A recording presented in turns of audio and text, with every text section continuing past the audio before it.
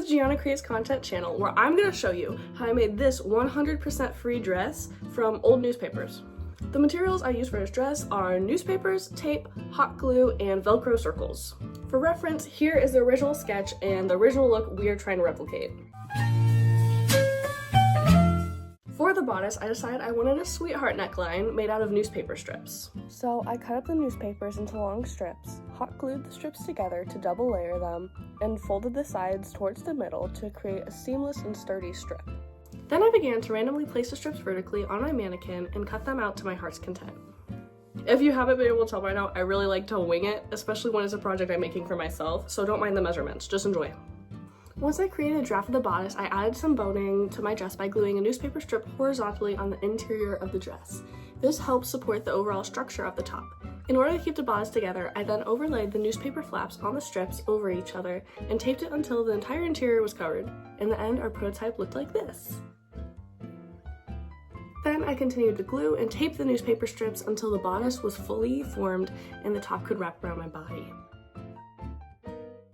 For my backing, I decided to use Velcro because a zipper would tear the fabric and magnets were too weak against it, and in order to put on the Velcro circles and have my dress fit tight enough, I simply put the dress on and then called my boyfriend over and made him put on the Velcro circles for me. So that's how I did it. So here's an example of what the Velcro looked like after we put it on, and here's what I looked like in the completed top.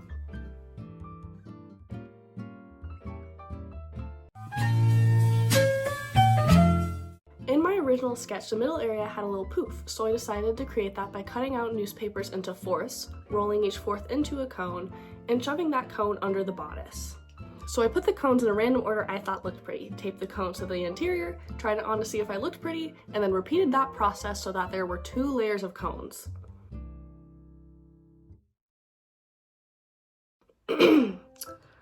We had a problem. So after putting on the dress like 5 million different times, it did end up tearing, but I had an even more brilliant idea on how to cover it. So in order to hide those tears, I covered it up with some newspaper roses, and I'll have the link for the tutorial on them in the description.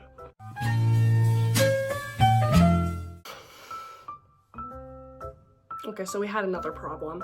So as you can see on this beautiful dress sketch, which is stunning, by the way, it has a stunning skirt. Okay, and as you could see by the intro montage, she no longer has that stunning skirt. Why, may you ask? It looked hideous. Hideous. Worst thing I've ever made in my entire life. This is what it looked like. It looks that ugly there. Imagine what it looked like on me. Okay?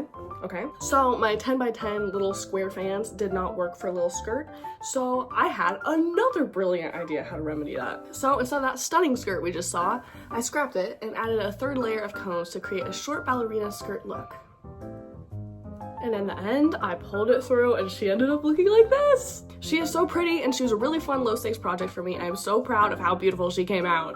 This is just the beginning of me getting back into fashion. Next, I plan on making a puff blanket dress, so if you want to see that, please subscribe. If you don't want to watch any of my videos where like, hey, your projects are so cool, then follow my Instagram. I post all my projects up there. But whatever you choose to do, I love you. Thank you for watching. Bye.